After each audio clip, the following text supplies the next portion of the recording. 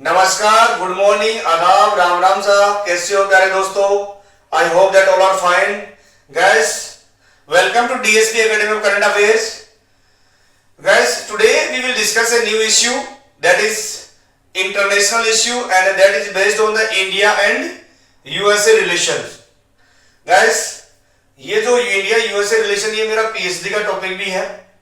मेरा जो टॉपिक है वो ये है कि इंडिया और यूएसए का जो है रिलेशंस ड्यूरिंग द यूपीए और एनडीए गवर्नमेंट के टाइम पे, और जो है इसमें क्या क्या किस तरीके से हमारा जो है रिलेशन इंडिया और अमेरिका का जो है ग्रेजुअली स्ट्रेंथन हुआ है, और क्या क्या जो लूप होल अभी भी है हमारे रिलेशंस में।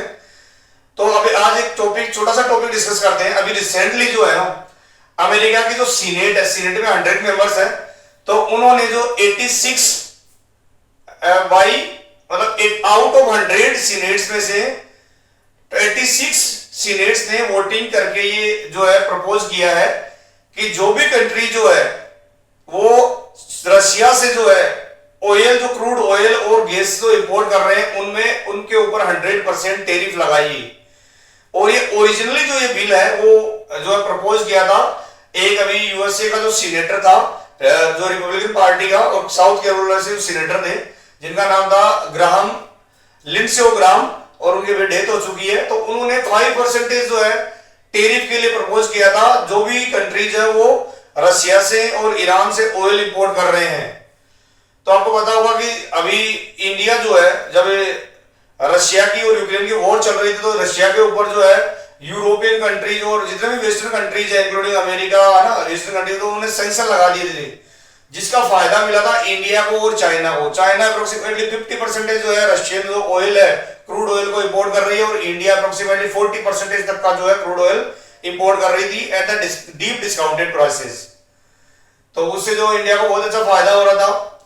इसके पहले इंडिया जो है ईरान का ऑयल भी खरीद रही थी, लेकिन ईरान के ऊपर जो बाद में जो प्रतिबंध लगा दिए गए थे, इसमें सैंक्शन लगा दिए थे, तो at the pressure of the America, India जो है India reduce the quantity of Iranian oil है ना।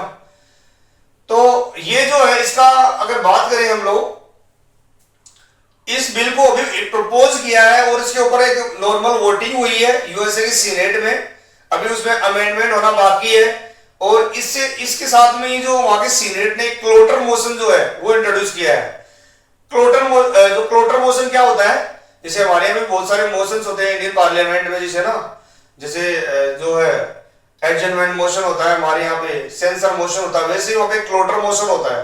क्लोटर मोशन का मतलब होता है कि जो भी बिल होता है, कोई भी बिल होता है, उसको लिमिटेड टाइम एलोकेटेड किया जाता है डिस्कशन और डिबेट के लिए, इसके बाद ही उसमें वोटिंग होगी, उसको बोलते हैं क्लोटर मोशन।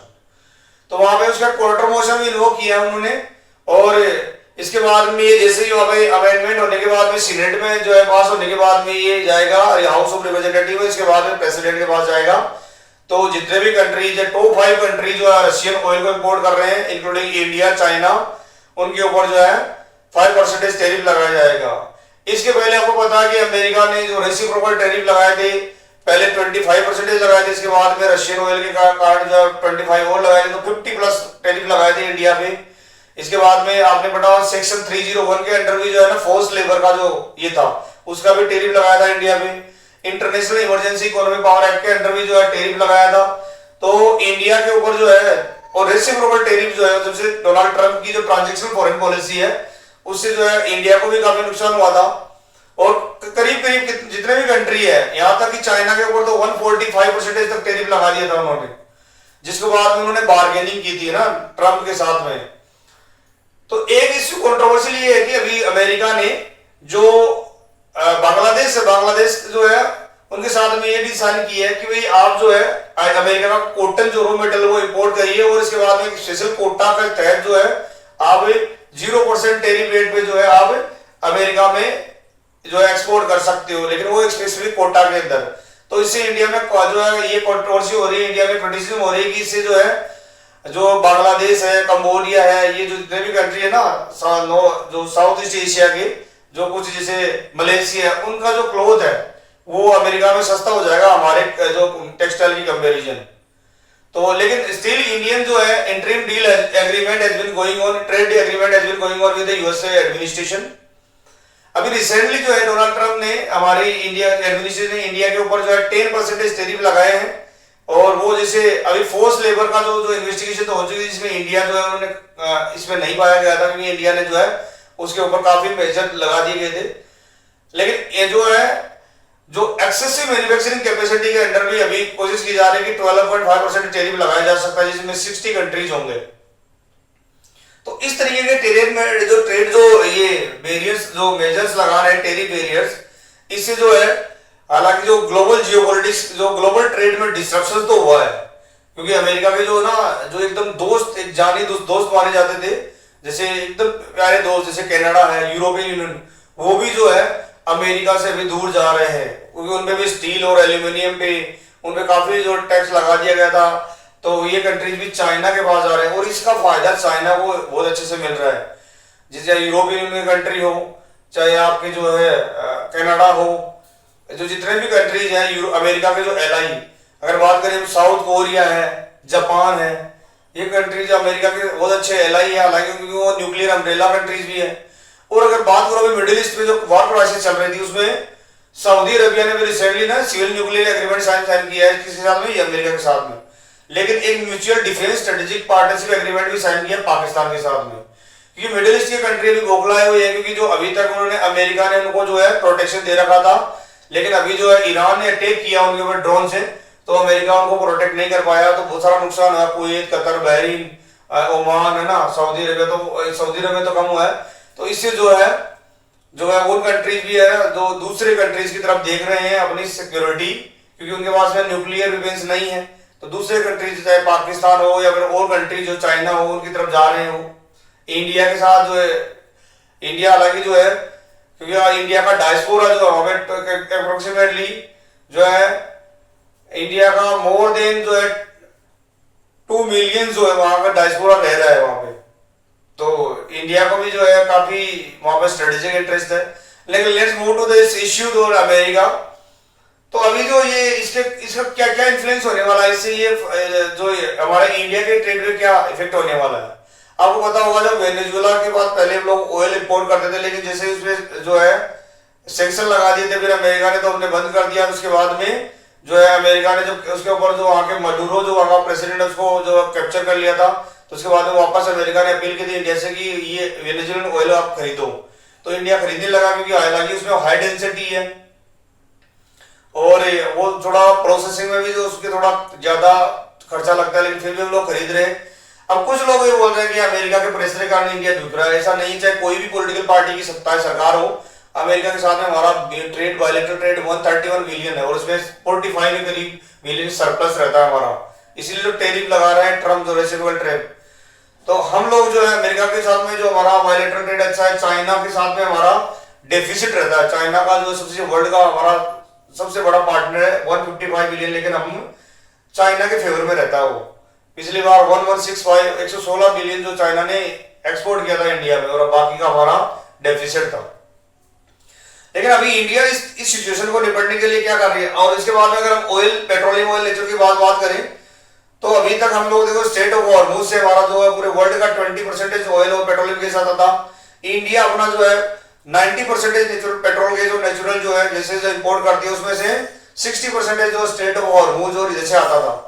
लेकिन उसको अभी जो ईरान और अमेरिका की जो वॉर के कारण जो है बंद कर दिया गया था, जिससे काफी इफेक्ट हुआ था हमारे जो है जो पेट्रोलियम और नेचुरल गैस पे। इसके बाद में प्राइस भी बढ़ गई थी उनकी।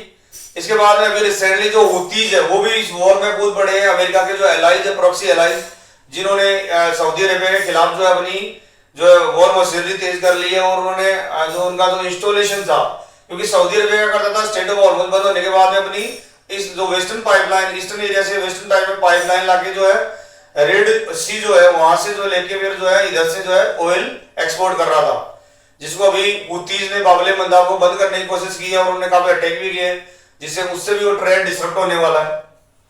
इसलिए इंडिया जो अपना ऑयल रिसोर्सेज को डाइवर्सिफाई कर रही है। क्या क्या वेजेस कर रही है इंडिया जो है African country like Nigeria, south American country से ट्रेड एक्सपोर्ट जो है नेचुरल गैस और ऑयल इंपोर्ट करने की कोशिश कर रही है। इसके बाद में हम रिन्यूएबल एनर्जी पे फोकस कर रहे हैं, आत्मनिर्भर भारत की बात करते हैं, चाहे उसमें हाइड्रो पावर एनर्जी हो, चाहे आप विंड एनर्जी हो, सोलर एनर्जी हो, और इसके बाद में न्यूक्लियर एनर्जी, इस पर भी हम लोग फोकस कर रहे हैं। अगर हम बात करें हमारे ट्रेड की, तो ट्रेड की बात करें तो हम देखो, हाँ, हालांकि हर कंट्री का अधिकार है, अमेरिका का भी अपना राइट है कि अब जो है वो क्यों कर रहा है ये रशिया के साथ, ये जो रशिया के अगेंस्ट जो है क्यों लगा रहा है ये टैरिफ, वो इसलिए लगा। इसके पहले भी एक कार्ड्स एक्ट लेके आया था अमेरिका, जब ये थे जो बाइडेन वगैरह थे, 2017 की बात है, जो है उसके पहले जब ये ट्रम्प की पहली टर्म आई थी, तो कार्ड्स एक्ट के अगेंस्ट, रशिया के अगेंस्ट और ईरान के जो अमेरिका के जो दुश्मन है उनके अगेंस्ट। इसके बाद में भी हमने S-400 मिसाइल खरीदी थी, जो है इसमें एग्जम्पशन लिया था हमने, अमेरिका जो उन्होंने जो डिप्लोमेटिक तरीके से, और हमने रशिया से S-400 खरीदी थी। तो ऐसा नहीं है, इंडिया जो है किसी भी कंट्री की जो फॉरेन पॉलिसी है उसकी जो डेमोग्राफी, उसकी इकोनॉमी पे डिपेंड करता है, कितने ट्रिलियन उस इकोनॉमी में, कितना बड़ा मार्केट है, तो इंडिया उसके बार्गेन कर सकती है, जैसे अमेरिका के साथ में कर रही है। We have been diversifying our trade. For example, recently India has signed various free trade agreement with various countries like UAE, Oman, Australia. There we have signed the free trade agreement with the ASEAN countries. We have signed the free trade agreement with the UAE, United Kingdom, European Union and European Free Trade Association Agreement. We have also been close to sign a free trade agreement with the Eurasian Free Trade Bloc. We also have been trying to sign the free trade agreement with Indian community and Caribbean communities.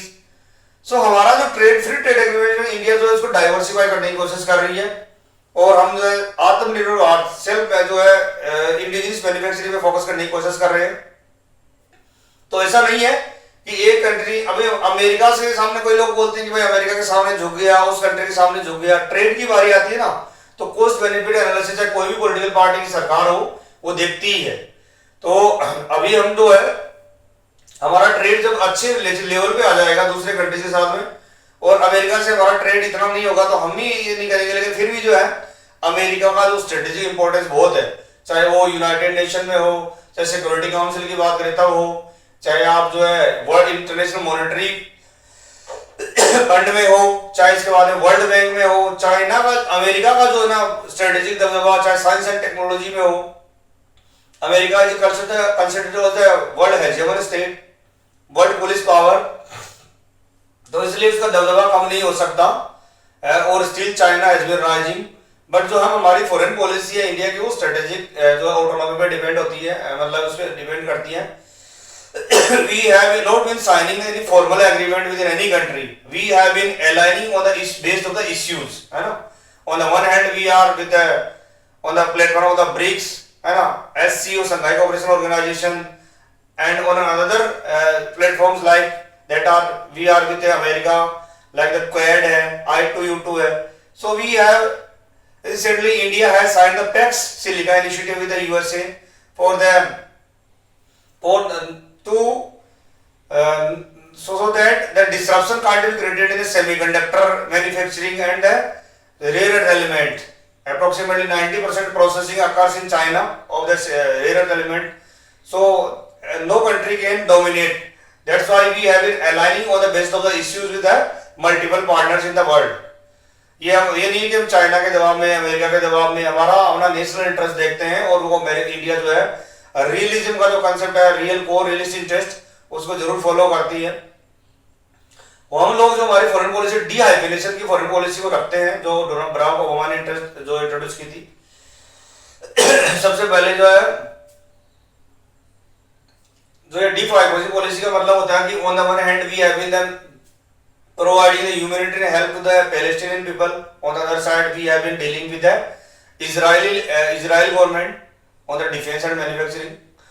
Or on the one hand, we have been dealing with the Ukraine. On the other hand, we have been dealing with the Russia. तो हमारा जो interest है, national interest, वो जो है strategic autonomy पे depend करता है। तो गाइस आज हम लोग इतना ही पढ़ेंगे, और ये आज का इश्यू आपको कैसा लगा? अगर अच्छा लगा तो please like, subscribe and share to DSP Academy of Current Affairs to your friends. And tomorrow I will bring the new issue with new facts and the new concepts. और जो है हम लोग नित नए जो है इश्यूज डिस्कस करते जाएंगे, और आप अपने कमेंट देते जाइए कैसा लगा आपको और कौन कौन से इश्यूज आपको चाहिए। तो विल मीट टुमारो, तब तक के लिए थैंक यू, धन्यवाद।